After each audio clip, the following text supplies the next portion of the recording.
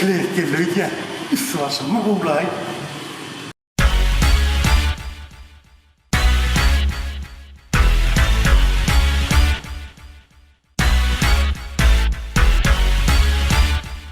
Şurada dükkanı itten dost.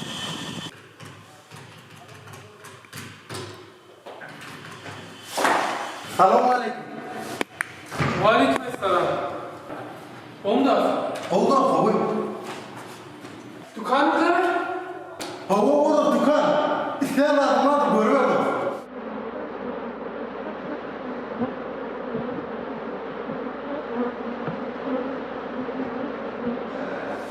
Taşları yanına koyayırlar o. Oydu var mı?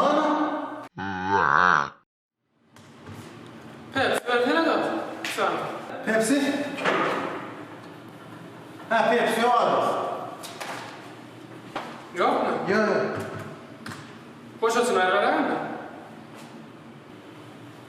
Koşu çınar mı? Olamıyor mu? Yok. Koy verelim mi? Ay canım yok değil mi? Yok.